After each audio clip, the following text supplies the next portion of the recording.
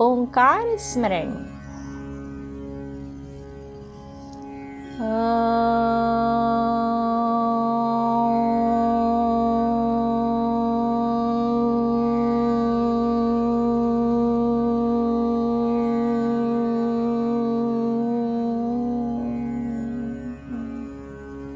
दोस्तों, एक बहुत ही प्रेरक कहानी, शीर्षक है अप्पा शरणं गच्छामि।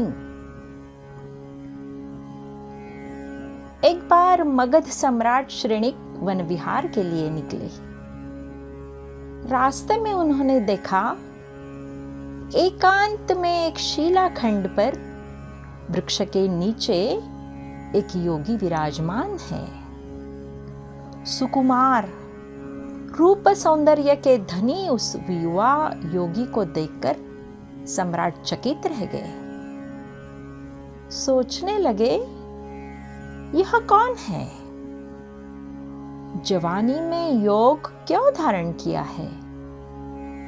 क्या यह मर्त्य लोक का प्राणी है या स्वर्ग से कोई देवता धरा पर उतर आया है?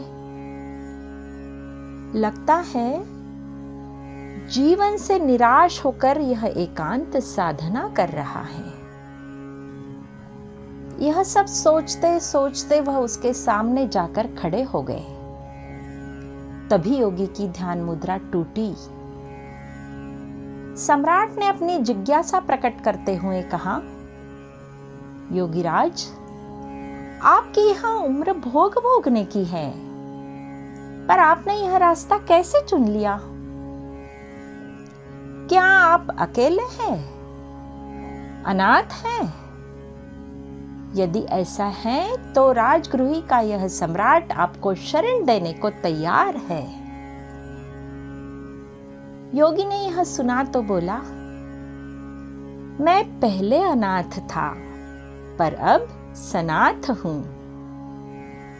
सो कैसे? सम्राट ने कौतूहल से पूछा। योगी ने कहा, इसकी एक कहानी है। एक बार मेरी आंखों में बड़ी पीड़ा हो गई। इलाज हुआ, पर कोई भी उस पीड़ा में हाथ नहीं बटा पाया। एक रात को जब पीड़ा असह्य हो गई तो मैंने देखा कोई भी साथ नहीं है। मैं अकेला उसे भोग रहा हूं। तब मैंने अनुभव किया कि यह संसार कैसा संसार है। जैसे जैसे मेरा चिंतन गहरा होता गया, मेरी दृष्टि अंतर्मुख होती गई। इस जीवन का क्या भरोसा?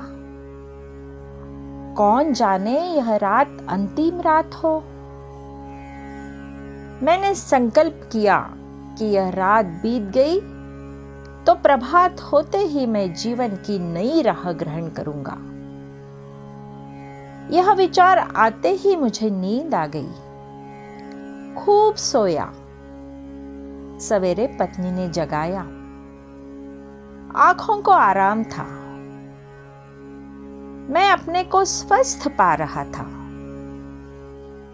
घर के लोग मुझे देखकर प्रसन्न थे, पर मैं सबको देखकर गंभीर होते जा रहा था। मैंने उठकर अपना संकल्प सबको बताया, अप्पा शरणं गच्छामि। सूर्य की पहली किरण के साथ मैंने घर बार त्याग दिया। वन की राह पकड़ ली। अपना नाथ स्वयं बनने की दिशा में मेरी यात्रा आरंभ हो गई। राजन, जो स्वयं अनाथ हो वह दूसरे को क्या शरण दे सकता है? श्रेणिक के मुंह से निकला, आप ठीक कहते हैं। आप मुझे अपनी शरण प्रदान करें। पर योगीराज थे कि फिर ध्यान मुद्रा में लीन हो गए।